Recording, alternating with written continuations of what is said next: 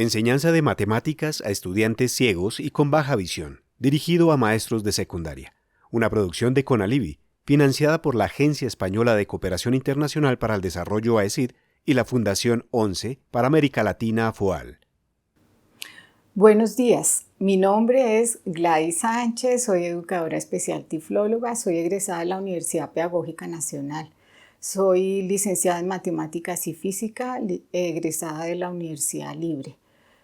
Tengo una experiencia de 35 años en la atención con población con discapacidad visual en el Instituto Nacional para Ciegos, en procesos de formación, de inclusión y asistencia técnica a los establecimientos públicos en básica, media y superior, así como en el diseño de estrategias pedagógicas, elaboración de material de matemáticas y en la difusión y capacitación del Código Matemático Braille. Asistí al primer encuentro de imprentas Braille y simbología matemática en la Fundación Braille del Uruguay y a un curso de educación especial con niños con discapacidad en la Universidad de Tsukuba en Japón.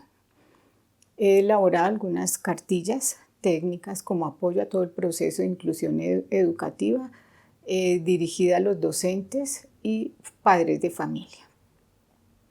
Para mí es muy grato darles la bienvenida a esta serie de videos dirigidos a docentes de secundaria, donde hablaremos de algunas estrategias pedagógicas y herramientas que lo pueden orientar para incluir al estudiante con discapacidad visual en su clase de matemáticas junto con todos sus compañeros en igualdad de condiciones. Si pensamos, la escuela tiene una gran responsabilidad y no podemos olvidar ni dejar de lado que el estudio matemático representa las experiencias de los y las estudiantes con discapacidad visual que interactúan en entornos históricos y culturales. Su propósito es incentivar el conocimiento teniendo en cuenta los intereses y necesidades de los estudiantes, respetando sus procesos constructivos y su interacción social, valorando las individualidades y los ritmos de aprendizaje, reconociendo los saberes previos que ellos traen cuando ingresan a la escuela, reconociendo las nuevas tecnologías aplicadas a la matemática como un recurso pedagógico y creando situaciones de problema donde ellos puedan buscar soluciones. Por eso hemos pensado en cómo hacer una clase de matemáticas agradable, una clase dinámica, flexible, analítica, donde todas las tecnologías y metodologías puedan ser empleadas por todos los estudiantes, incluido el estudiante con discapacidad visual, que les permitan explorar, interactuar saberes, el comprender los algoritmos que los llevan a desarrollar el pensamiento lógico-matemático. Por ello, hemos planteado o hemos pensado en hablar de unas estrategias pedagógicas. Vistas las estrategias pedagógicas como las acciones que realizan los o las docentes para facilitar el proceso de formación y de aprendizaje de las matemáticas con los estudiantes. Estrategias que no queremos que sean como un recetario, sino que invitamos a los docentes y las docentes a que asuman el reto de apropiarse de ellas y plantearse unas nuevas, inspiradas por su saber pedagógico y su amplia experiencia. De este modo, se podría prestar una mejor atención a los estudiantes con discapacidad visual en condiciones de equidad y calidad educativa. Las estrategias pedagógicas son, si nosotros nos ponemos a pensar, las estrategias pedagógicas que trabajamos con los estudiantes con discapacidad visual son las mismas que se trabajan con todos los estudiantes. Lo diferente sí es cómo asumir las particularidades de cada estudiante. O sea, si es un estudiante ciego, si es un estudiante con baja visión. Si es un estudiante ciego, él accede a la lectoescritura a través del braille, ¿sí? Pero si es un estudiante con baja visión, que su residuo visual no es tan funcional, que no puede acceder a la lectura y a la escritura, por más que le ampliemos el tamaño de la letra, entonces en estos casos este estudiante requiere del aprendizaje del braille, pero ese residuo visual que tiene le sirve para emplearlo en otros ámbitos. Por ejemplo, a veces distingue el día de la noche, a veces alcanza a distinguir los colores, entre otras cosas. Y hay otros estudiantes de baja visión, ¿sí?, que son muy funcionales y nomás con ampliarles los caracteres o la letra alcanzan a leer y a escribir. Eso depende del residuo visual de cada persona, ¿no? No podemos decir que todos van a tener el mismo tamaño de letra, no. Cada caso es muy particular. Cuando a su clase llega un estudiante con discapacidad visual, hablamos de un ciego o con baja visión, realice todas las actividades curriculares respetando las competencias matemáticas, ¿sí? Igual que con todos los compañeros. No es que sea diferente el trabajo con el estudiante con discapacidad visual y con el resto de los compañeros. Son las mismas actividades curriculares. Proporciónele materiales concretos, ¿sí?, como bloques geométricos, como el plano cartesiano, como el geoplano, figuras en alto relieve con diferentes texturas, figuras que estén en volumen, sólidas, entre otras. Es importante que ustedes se familiaricen con esas herramientas que ellos utilizan, como es la pizarra, el punzón, el tablero positivo, el negativo, el kit de geometría, el ábaco japonés, entre otros muchos, para que sean empleados en su momento, que lo emplee el profesor y el estudiante, ¿sí?, de acuerdo con la temática que vaya a trabajar el docente o la docente. También podemos, cuando el maestro vaya a realizar un dibujo, un gráfico en el tablero o un esquema, es importante que el maestro hable en voz alta y diga paso a paso lo que está haciendo para que el estudiante con discapacidad visual pueda seguir las instrucciones, igual que el resto de sus compañeros. Cuando se adapte material, ¿cierto?, es importante que, dependiendo de la capacidad visual del estudiante, se adapte en alto relieve y se pueden usar contrastes para los estudiantes de baja visión con colores. Por ejemplo, el blanco con el negro, el rojo con el amarillo, el verde con el azul, ¿sí? Esto permite al estudiante con discapacidad visual y especialmente al de baja visión, que tiene un residuo visual muy bajo, que utilice dos canales, el canal visual y el canal táctil, ¿sí? Con este material ellos pueden trabajar.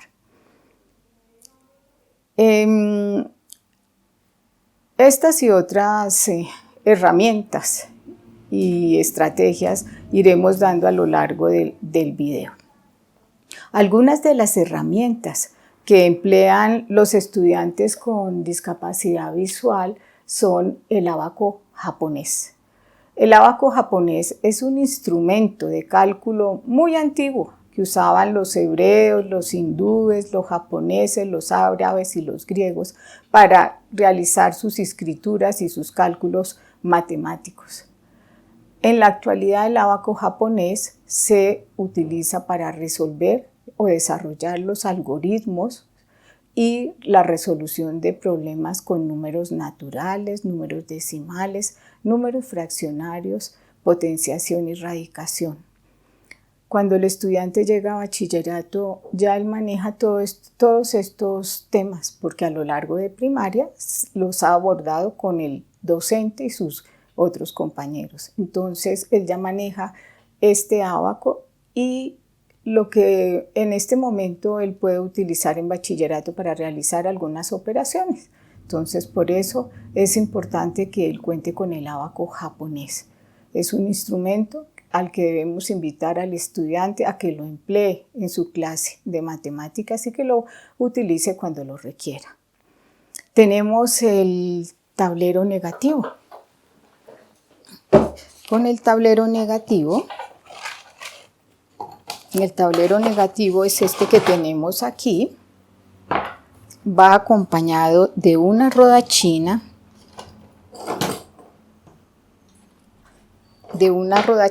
como esta y una hoja de papel bond base 28.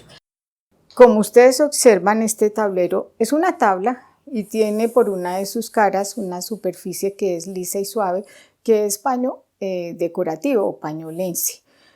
Y ya habíamos dicho, tenemos la rodachina, que es la que usan nuestras abuelas en la costura, el papel bond base 28. Como colocamos el papel sobre el tablero, ¿cierto? Como es un tablero negativo, como lo dice su nombre, hacemos la figura, levantamos el papel y hacemos la figura invertida, ¿sí? Aquí yo se las traje para mostrárselas ya hechas, que es una operación de conjuntos, es la intersección entre conjuntos. ¿Cómo hice esto? Con aparte del tablero negativo, empleé este compás. Este compás es metálico, ¿sí?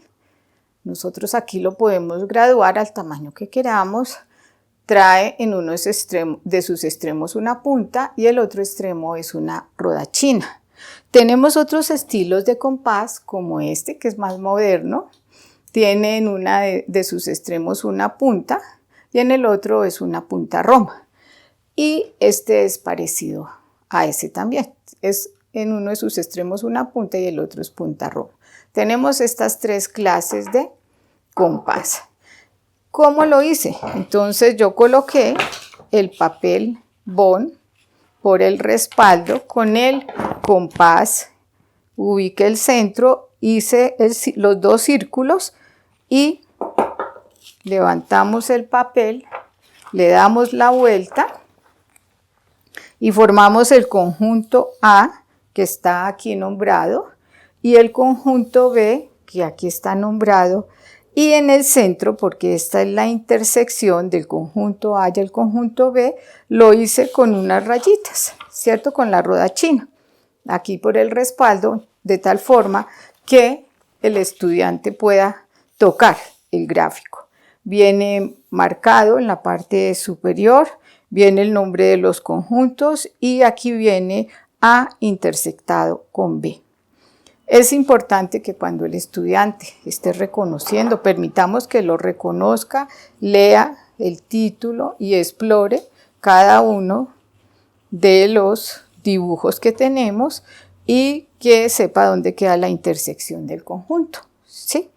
Esto lo podemos hacer con el tablero negativo, con el compás, que es graduado. Cuando ustedes quieran trabajar en hacer una circunferencia, las líneas de la circunferencia, lo podemos hacer con el compás y con la rodachina y utilizar el tablero negativo. Hay otros materiales que aquí les traje, que son estos. Estos son también conjuntos. Esta operación que está acá, aquí está marcada, complemento de un conjunto, y esta es la diferencia entre conjuntos, ¿sí? Este material fue hecho con un papel especial que se llama papel braillón. El INSI, a la mayoría de las instituciones educativas donde hay población con discapacidad visual, les entregó este material. Y vienen diversos temas para matemáticas, desde primero de básica primaria hasta 11, el grado 11. Entonces, cuando el profesor requiere este material, se lo solicita al aula de apoyo o si está en la biblioteca para que el estudiante vaya, lo pida y lo utilice en el momento de la clase y pueda seguir la instrucción del docente. Cuando no tenemos ese material, pues se pueden emplear elementos que haya en el salón. Tenemos otro tablero que es el tablero positivo, que es este que tenemos acá.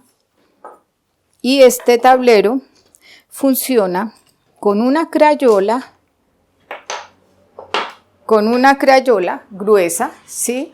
O con este lápiz de madera. Entonces, es también una tabla, por una de sus caras tiene una malla, ¿sí? Es positiva y también necesitamos una hoja de papel bomba C28, ¿sí? Con el lápiz, como lo dice su nombre, como es positiva, entonces con la crayola o con el lápiz hacemos el gráfico que necesitamos para que nos quede inmediatamente en alto relieve. Hay que hacerlo fuerte para que se sienta. Aquí tenemos los triángulos, que ya los hicimos. Acá están. Entonces, estas son las clases de ángulos, ¿sí? Entonces, aquí tenemos el acutángulo. Si yo paso la mano, aquí lo percibo. Está el obtusángulo y el rectángulo. Entonces, podemos pasar la mano. Igual, le decimos al estudiante que explore cada uno de los ángulos que tenemos ahí. ¿Listo? Entonces, aquí el material hay que hacer fuerte con la crayola o con el lápiz para que nos salga el ángulo. Ahora, les traje también en papel braillón, está lo mismo. Entonces, está el triángulo acutángulo, el obtusángulo y el rectángulo. Bueno, tenemos otro material que es el kit de geometría. El kit de geometría consta de 2 escuadras, que son estas, si ustedes observan, están demarcadas, ¿cierto? Cada centímetro, aquí tenemos cada centímetro, ¿sí? Tenemos 2 escuadras para que el estudiante reconozca las medidas y también cuando el maestro esté trabajando el tema de las medidas con las escuadras o con la regla, que también está aquí. Sí, aquí tenemos cada centímetro, cada 5, mire, 1, 2, 3, 4, 5, cada 5 tiene 2 punticos y cada 10 tiene 3 punticos, ¿sí? Entonces, cuando necesite estos implementos y que la profesora esté explicando un tema relacionado con las medidas, el estudiante con discapacidad visual también lo puede hacer. Tenemos el transportador, miren el transportador. Este transportador tiene también sus medidas, entonces estas van de 10 en 10, 10, 20, 30, 40, hacen una rayita cuando va a 45, 50, 60, 70, 80 y 90 y aquí llega hasta 180. ¿Para qué nos sirve este transportador? Cuando empezamos a enseñarles a los estudiantes cómo trazar ángulos y cuánto mide el ángulo, ¿cierto? Entonces, para eso tenemos este material. Es importante que cuando el maestro esté explicando cómo se utiliza, también le explique al estudiante cómo, que lo conozca para que él aprenda a utilizarlo y también puede empezar a trazar ángulos, ¿cierto? Con la orientación del docente. Tenemos también aquí el plano cartesiano. ¿Para qué? Ya, bueno, una cosa que se me olvidaba decirles, cuando se trabajan estos temas, el estudiante ya tiene unas bases anteriores, conceptuales de matemáticas, ¿cierto? Para aquí nombramos diferentes ejemplos, pero él ya maneja muchos conceptos cuando hablamos. Cuando yo le digo un plano cartesiano, no voy a decir acá que es el plano cartesiano, sino le digo en el plano cartesiano, que él ya sabe qué es, vamos a graficar una función que es y igual a x al cuadrado. Entonces, ¿qué le digo al estudiante?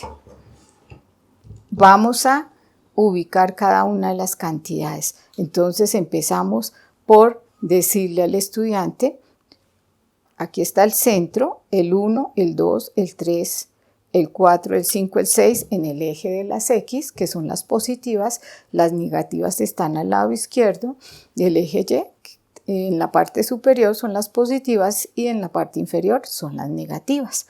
Entonces yo le voy a decir al estudiante, vamos a localizar la pareja 1, 2, 3 en el eje de las X y en el eje de las Y 1, 2, 3, 4, 5, 6, 7 y 8. ¿Cierto? Es la primera pareja. Entonces ahí metemos uno de los clavitos porque esto viene acompañado por estos clavos o estos palitos. ¿Sí? Entonces cualquiera de los dos nos sirve y empezamos a localizar cada una de las parejas y con estas bandas que vienen acá también hacemos el gráfico. Una vez ya hemos localizado todas nuestras parejas, entonces colocamos la banda. Aquí que tenemos una parábola. ¿Listo?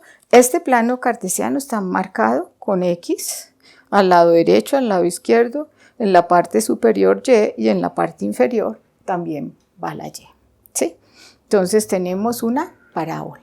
Aquí en el plano cartesiano podemos hacer rápidamente alguna función que de pronto no la tenemos adaptada en alto relieve, entonces la podemos hacer en el plano cartesiano. Bueno, aquí tenemos la calculadora parlante.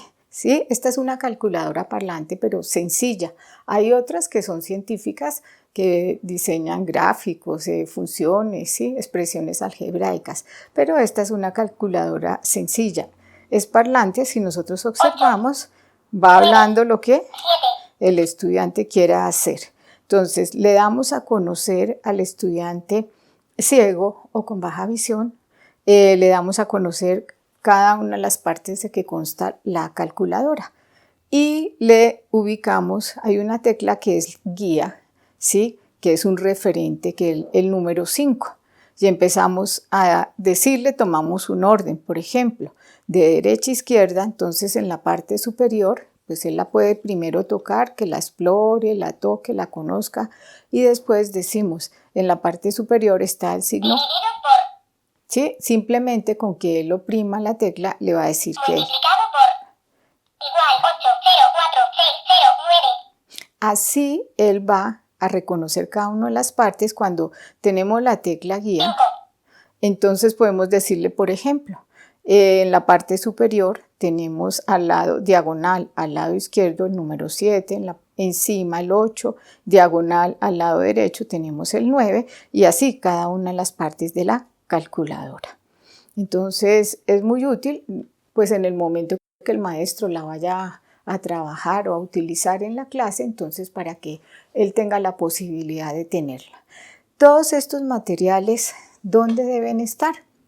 Deben estar, si hay docente de apoyo o aula de apoyo, deben estar ahí en el aula de apoyo o puede que el estudiante los tenga algunos de esos materiales. Si no hay material, pues buscamos con material concreto o con otros recursos cómo le podemos explicar los diversos temas que va a trabajar el docente con todos los estudiantes. Lo que quiero decir es que nunca se deben omitir temas. Cada tema es el complemento de otro, ¿cierto? Entonces no hay que omitir. Cuando yo trabaje la parte conceptual, también hay que trabajar la parte gráfica si voy a explicar con un gráfico o con material concreto. ¿Por qué? Porque esto ayuda para que el estudiante vaya construyendo y elaborando todos esos conceptos y esquemas mentales. Va a poder ir construyendo internamente de qué estamos hablando, ¿cierto? Entre más pequeño se haga toda esta parte del reconocimiento del material en alto relieve, es muy bueno, sí, desde pequeños. Hay que mirar qué tanto, cuando estoy trabajando con el estudiante, si él conoce o si alguna vez ha trabajado con los gráficos, si nunca lo ha trabajado, entonces para empezar a tomar ese tema, ¿cierto? Entre más pequeñitos empecemos a trabajar con toda esa parte de gráficos, de darle la oportunidad de tocar el material, le ayuda a ir construyendo una serie de conceptos que lo van a favorecer.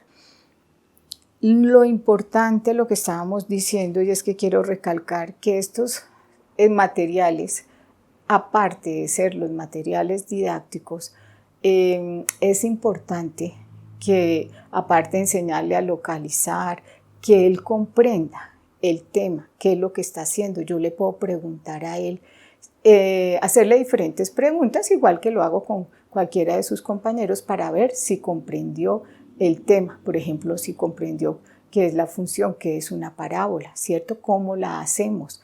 Para que él tenga claro todos esos conceptos. Ahora, pues vamos a pensar en los textos, ¿cierto? Los textos escolares. En el colegio también les piden textos escolares. Los textos escolares, ¿qué le permiten? No solo al estudiante ciego, sino a todos los estudiantes, pueden consultar, pueden informarse, pueden hacer muchas cosas con el texto escolar.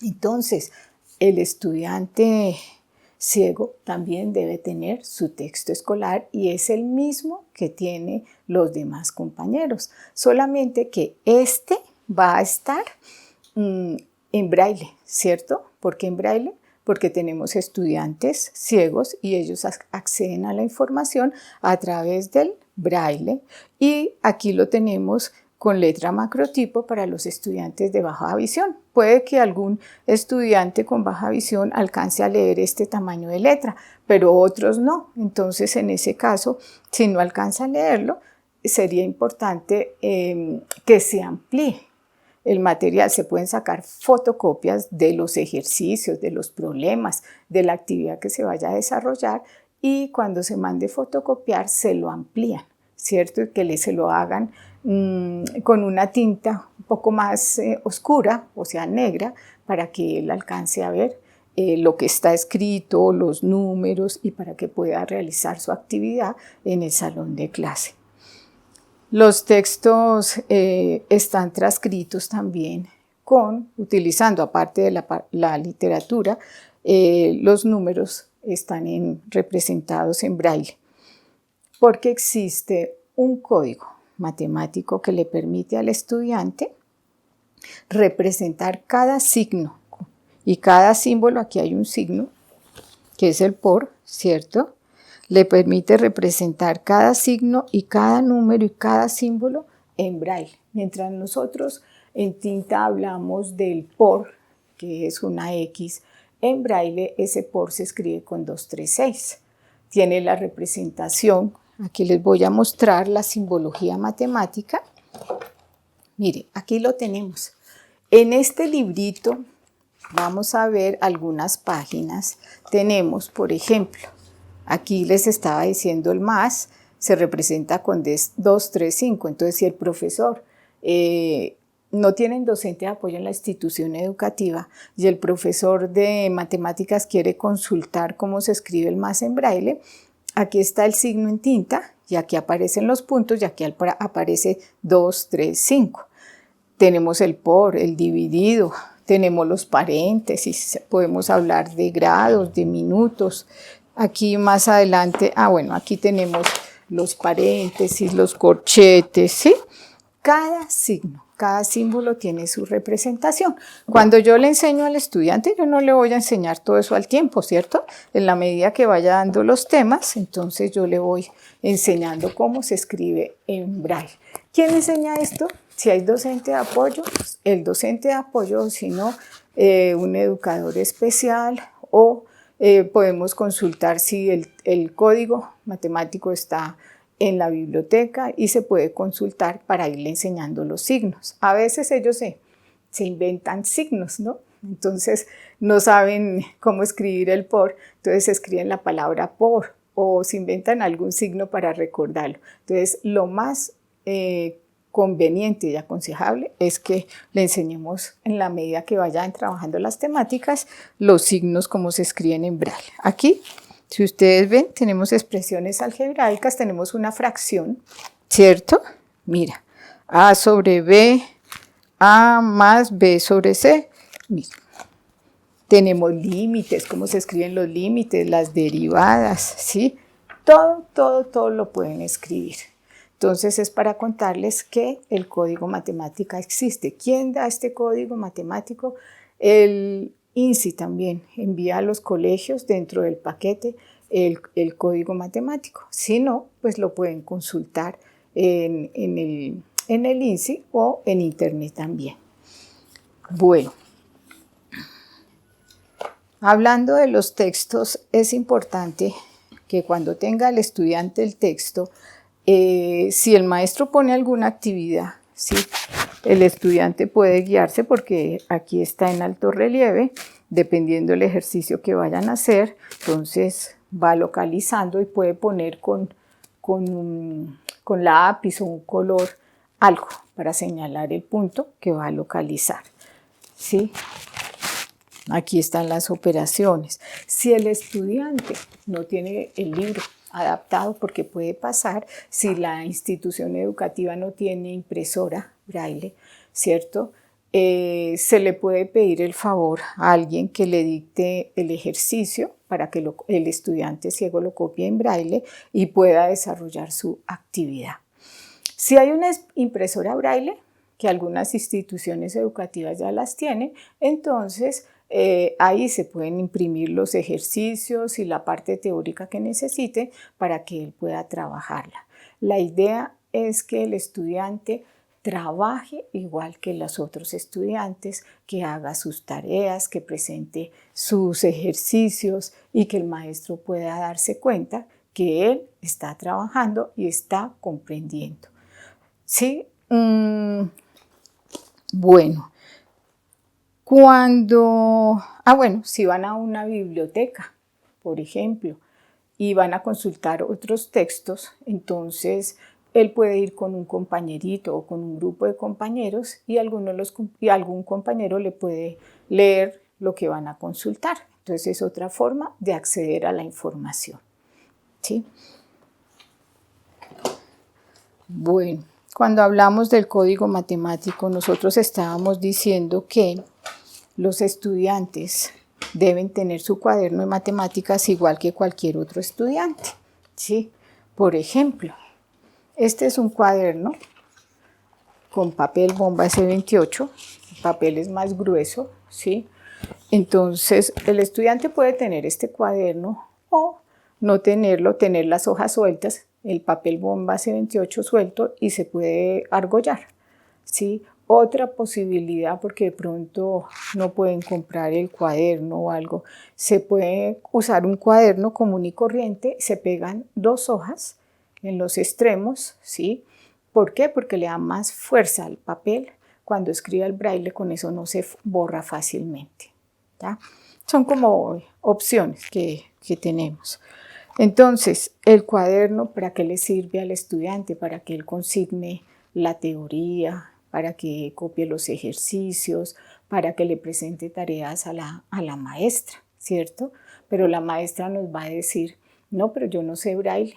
Bueno, puede que si ahí está el docente de apoyo, le pedimos el favor que nos transcriba lo que está en braille, lo que él hizo en tinta como observamos acá, ¿ya?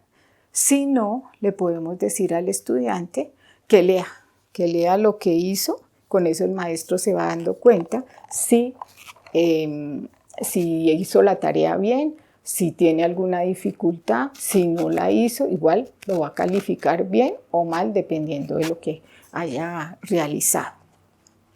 Aquí, por ejemplo, tenemos, son temas diferentes, ¿no? Como yo les decía, los temas todos tienen una secuencia, pero aquí traigo diversos ejemplos pues para explicarles. Tenemos acá, dice realice, yo hice la transcripción aquí arriba. Y acá dice 253 más 233 por 9. Entonces, ¿qué va a hacer el estudiante? Hace su operación en el ábaco, ¿cierto? Copia 253 más 233 y hace la operación. Entonces 3 más 3, 6, vamos colocando a la derecha, El total, 5 más 3, 8 y 2 más 2, 4. Aquí se los explico rápidamente, pero la idea ¿cuál es? Que el estudiante resuelva la operación y utilice su abaco en el momento que lo requiera. Entonces, él hace la operación en el abaco y copia el resultado aquí. Con eso la profesora sabe que lo hizo. Por ejemplo, cuando trabajamos polinomios, aquí tenemos una resta de polinomios. Entonces, aquí se copia todo el ejercicio, m al cuadrado menos 4 le vamos a restar, se lo vamos a restar a 3m al cuadrado menos m menos 6 y se hace todo el proceso, ¿cierto? Entonces, lo que yo quiero decirles, cuando trabajen estos temas, si es posible, pedirle un ejemplo al profesor que vaya a trabajar en el momento de la clase para que el estudiante lo tenga en braille y cuando el docente vaya dando la indicación, las indicaciones paso a paso, el estudiante ciego pueda ir leyendo lo que está escrito ahí para que facilitarle un poco cómo se puede desarrollar este polinomio, ¿sí? Este polinomio no es largo, es un polinomio corto, pero hay unos que son muy complejos, como la división de polinomios también. Entonces, se puede hacer así y ya él después puede empezar a copiar sus ejercicios en el cuaderno, dependiendo de lo que haya comprendido. Ahí le pedimos mucho la colaboración al maestro. El estudiante se va a demorar un poco más en copiar el ejercicio, de pronto en tinta uno lo ve rápido, lo va desarrollando, pero en braille se demoran un poco más. Hay que buscar varias estrategias para poderles enseñar cómo se hace el ejercicio. Aquí también quiero tocar un tema que cuando nosotros leamos el ejercicio al estudiante con discapacidad visual, debemos emplear el lenguaje matemático. Entonces, por ejemplo, voy a decir, abro paréntesis, ¿sí? Aquí está en braille y acá está en tinta. Entonces, abro paréntesis 3m al cuadrado menos m menos 6, cierro paréntesis, menos, vamos a este primer polinomio, le vamos a restar el segundo polinomio, menos, abro paréntesis, m al cuadrado menos 4, cierro paréntesis, igual, o sea, el resultado ya después de desarrollarlo, nos queda 2m al cuadrado menos m menos 2. ¿Por qué se los leo? Porque es importante decirle que abrimos o cerramos paréntesis, ¿cierto? Que estamos hablando de 2 a la 2. A veces las personas pueden decir 2 y arriba tiene un 2. No, hablemos como es, lo leemos 2 a la 2 o 2 a la 3, ¿sí? No empleemos términos como este lo vamos a restar de este otro o a este le vamos a quitar tal cosa, porque esas palabras no tienen ningún sentido para el estudiante ciego ni con baja visión, ¿cierto? Si lo estoy haciendo con un estudiante con baja visión, igual lo voy a ampliar dependiendo del tamaño que él alcance a ver. Le podemos enseñar también que se puede hacer verticalmente como está acá, ¿cierto? Entonces aquí tenemos la misma resta de polinomios y se le puede decir cómo se hace. Pero lo importante ahí es que en braille los ejercicios matemáticos se copian horizontalmente, ¿sí? No se deja espacio entre un número y el signo. Entonces, ¿qué pasa acá? Que debemos copiarlo horizontalmente, pero si voy a hacer otro ejercicio, ahí sí dejo el espacio. En casos como en este que pongo aquí abajo, de A más B sobre C, resulta que en tinta uno ¿cómo lo copia? A más B, el signo de división, y debajo C. Pero como en braille se copia horizontalmente, entonces ponemos un paréntesis auxiliar, que son esos paréntesis chiquitos que uno utiliza en las calculadoras a veces para que no se, ¿cómo se dice? se desarrolle mal el ejercicio, ¿cierto? Entonces, ¿qué hacemos? Abrimos paréntesis chiquito, paréntesis auxiliar, A más B, cerramos el paréntesis, dividido C. ¿Qué me está indicando? Que todo esto que está en el numerador está dividido por C.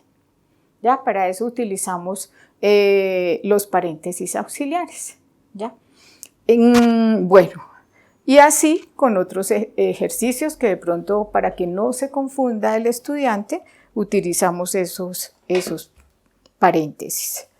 Es importante que el estudiante copie, desarrolle el proceso del ejercicio igual que los otros compañeros, que si no ha comprendido, pues que le pregunte, el profesor le puede preguntar, puede el muchacho también preguntar, igual que cualquier otro estudiante, para ir aclarando esas dudas que tiene, ¿sí?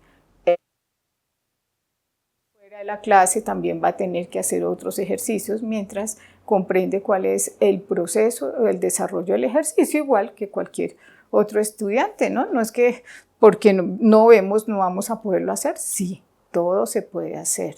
Hay que generar las estrategias para que ellos puedan comprender cómo se está trabajando.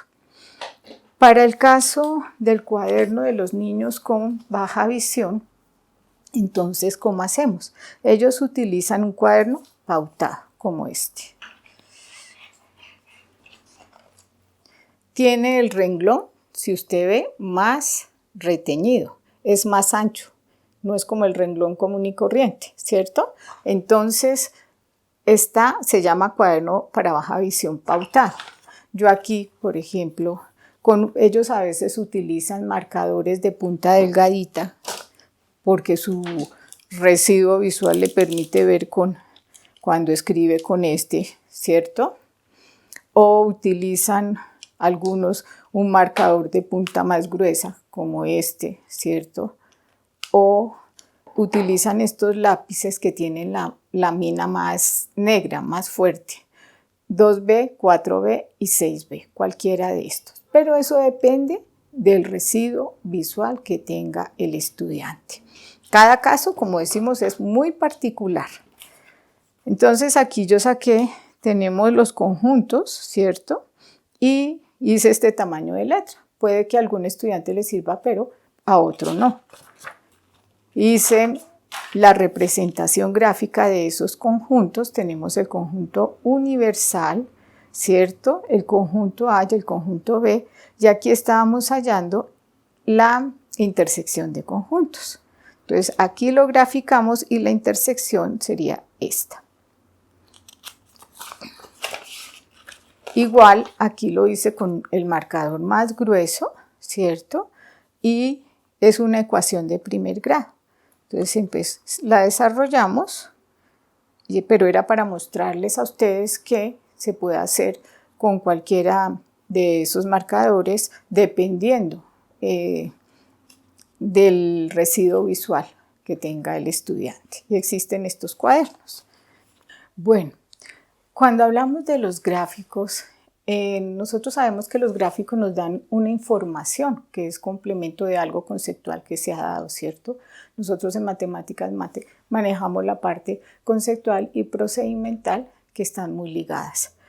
Los gráficos, cuando el profesor va a hacer un gráfico en el tablero, entonces le pedimos el favor al profesor que le pida con antelación el gráfico al estudiante ciego que esté en alto relieve o al de baja visión que esté ampliado, para que en el momento de la clase lo pueda seguir cada una de las indicaciones que ella va dando.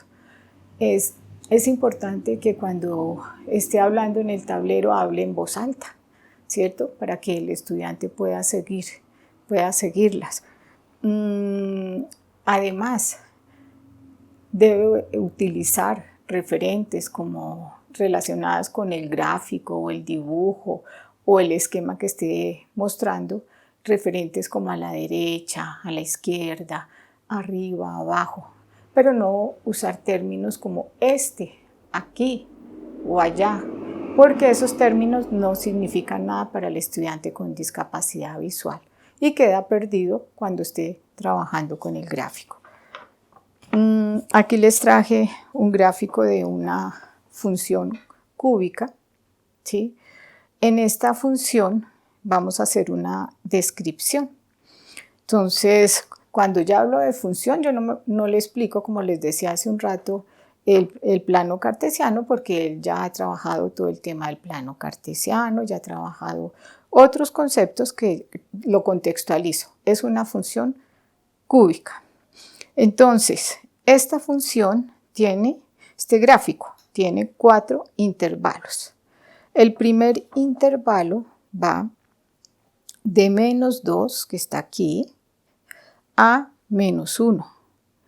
Este gráfico es creciente y su punto más alto, como observamos acá, está en y igual a 14.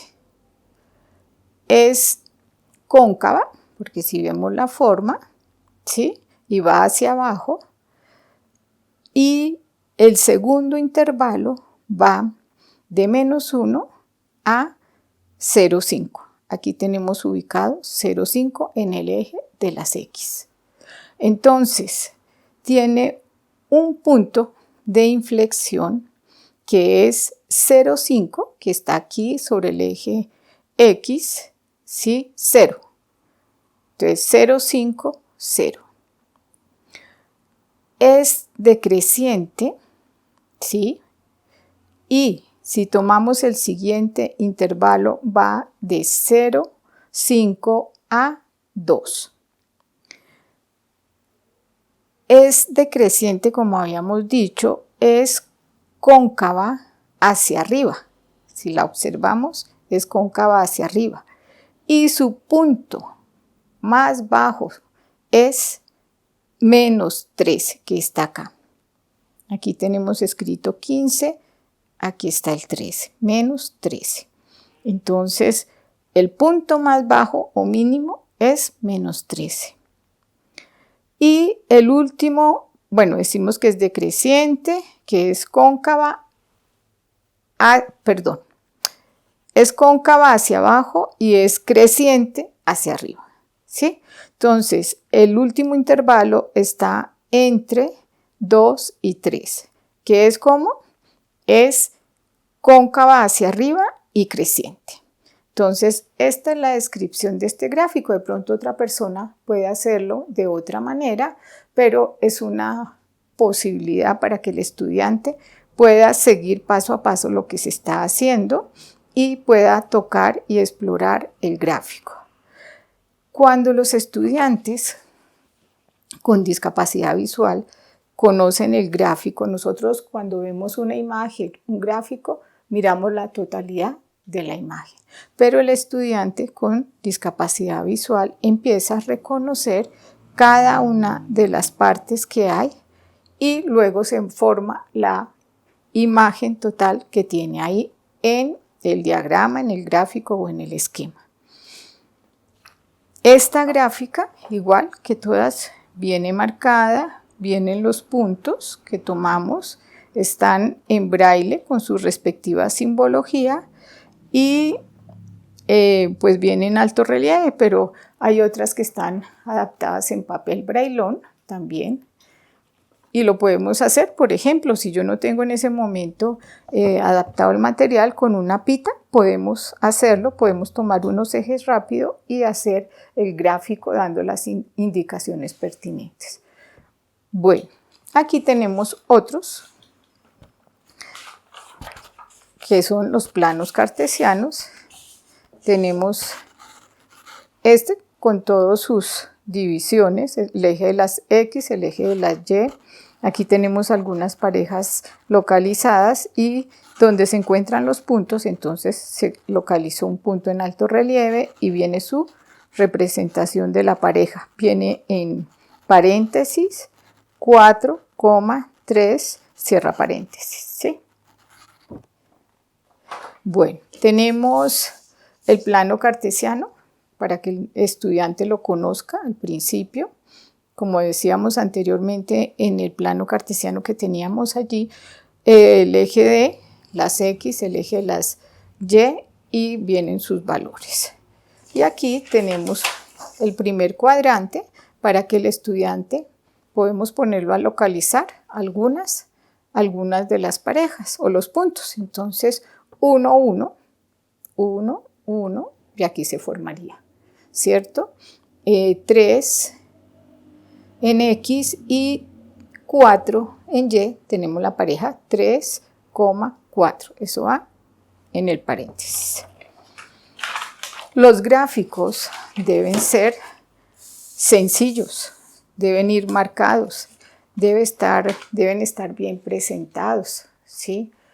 Por el hecho de ser una persona ciega o de baja visión no quiere decir que el material va a estar arrugado, sucio, está incompleto. No, tiene que estar bien presentado porque va a estar compartiendo con sus compañeros de clase, con sus docentes, con su familia. Entonces debe estar muy bien presentado. Se debe utilizar un tema por gráfico. ¿Por qué? Si yo voy a trabajar operaciones entre conjuntos, en una hoja iría la intersección, en otra iría la unión, el complemento aparte. ¿Por qué? Porque si yo ubico todo en una sola hoja con todos los diagramas, no le va a decir mucho al estudiante con discapacidad visual. Sí, hay que colocarle los nombres, ¿cierto?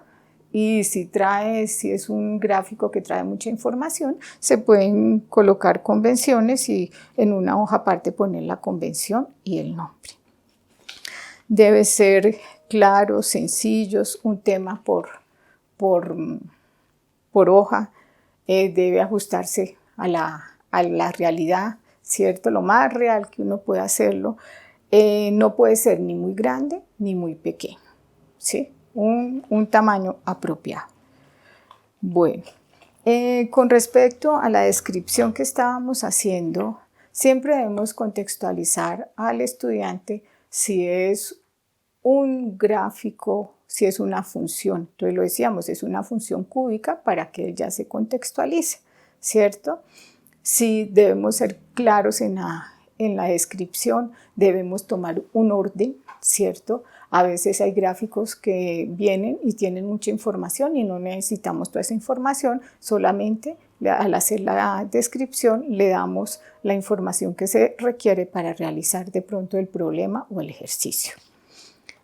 El trabajo en grupo es importante, pues porque con el trabajo en grupo van a intercambiar saberes, lo decíamos al principio, van a tener la oportunidad de investigar, de analizar, de explorar, de leer y construir nuevos conceptos. Siempre se le debe dar una responsabilidad también al estudiante con discapacidad visual, no por ser ciego de baja visión, no le voy a poner ninguna tarea. No, si tiene que hacer la cartelera o si tiene que hacer la exposición, él tiene que cumplir con su tarea el día que se haga el trabajo, que se presente el trabajo. La evaluación. Bueno, ese es uno de los factores que siempre los maestros preguntan, ¿y cómo lo voy a evaluar? Entonces, si es una evaluación escrita, si la institución educativa tiene un docente de apoyo, se le pide con anterioridad al docente de apoyo que la transcriba a braille y el día de la evaluación la profesora se la entrega al estudiante para que la desarrolle. Si no hay docente de apoyo, si hay una impresora, entonces la podemos sacar en la impresora también para hacer el mismo procedimiento. Pero si no hay impresora y no hay docente de apoyo, entonces le vamos a decir le pedimos el favor a la docente que si le va leyendo las preguntas y él va contestando y después seguramente ella va a decir, ¿y quién me va a leer lo que hizo? Pues entonces le vamos a decir al estudiante que lea lo que escribió y así ella lo puede calificar. Cuando son evaluaciones en grupo, también debemos, lo que hablamos hace un momento, debemos darle la responsabilidad al estudiante, ¿cierto? Si tiene una tarea asignada, tiene que cumplir con esa tarea para responder ante el grupo y responderle también a la profesora. Si en la evaluación el estudiante copió la pregunta. Resulta que en la evaluación hay un gráfico, entonces en lo posible hacer la adaptación del gráfico para que él pueda responder esa pregunta que está hablando de algún tema o de alguna actividad para desarrollar lo que pregunta el gráfico. Bueno, con las pruebas saber. Perdónenme. Para los estudiantes de baja visión, igual. Entonces, se debe ampliar al tamaño de la letra, ¿sí? De acuerdo con el residuo visual que tenga el estudiante, se debe ampliar el cuestionario o el test, bueno, lo que vayan a hacer para que él lo tenga en el momento de la clase. Y ellos deben presentar la evaluación en el momento de la clase. A veces y generalmente se requiere un poquito más de tiempo, se le pide el favor al profesor para que le dé un poquito más de tiempo para que desarrolle el ejercicio o la actividad que está evaluando. Bueno, con las pruebas saber de noveno, entonces el estudiante debe hacer la inscripción igual que el resto de sus compañeros a través de la institución educativa. Él debe participar de los simulacros, ¿sí?, que haga el colegio. No hay que dejarlo a un lado, ¿no? Pero ¿cómo le voy a explicar? No, hay que leerle las preguntas, decirle cómo vienen, cómo se desarrollan, cuántas preguntas son. Bueno, entonces él debe participar de los simulacros. Y el día de la evaluación se le pide el favor puede ser el maestro de matemáticas o otro docente que le lea el examen para que presente la prueba, pero no la debe hacer en el salón de clase, la debe hacer en un salón donde esté él solo, porque si está en el salón de clase, la persona que está hablando en voz alta va a interrumpir a los otros compañeros. Si son las pruebas saber 11, igual, hace la inscripción, igual a través de la institución educativa, todo el proceso que se debe hacer. Entonces, el IFETS ya sabe que si colocó en el formulario que es persona ciega o baja visión, el día del examen le asigna un lector, lectores que están preparados para leer esos exámenes. Ese día citan al lector en la institución educativa o en la universidad donde hayan citado al estudiante. Y ese lector le va a explicar cómo está conformado el examen, cuántas preguntas tiene, y él va a presentar su examen. También debe llevar sus implementos como el lápiz, el borrador, la cédula, igual que todo lo que le exigen a los demás, y también debe tener sus implementos. Si el IFES tiene unos kits, si no, pues que el estudiante los lleve, que es el abaco, la pizarra, el punzón, el tablero positivo, el negativo y el kit de geometría. Entonces, para que los tenga en el momento de la evaluación, si los requiere para que los utilice. Y hojas papel bond base 28. Eso para las pruebas, pero tienen que presentar su evaluación y tienen que participar de los simulacros, no los dejen a un lado porque ellos también tienen derecho a participar, igual que todos los estudiantes en esos simulacros y en ese examen. Este es un trabajo articulado entre la familia, entre el docente de aula, entre el docente de apoyo y el estudiante, ¿no? La familia debe estar como en comunicación más o menos permanente para saber en qué puede apoyar al estudiante. De pronto a veces los estudiantes no tienen buenas bases de matemáticas, entonces hay que reforzar un poco y hay que mirar cómo se refuerza esa parte haciendo algún plan o alguna actividad para reforzarlo.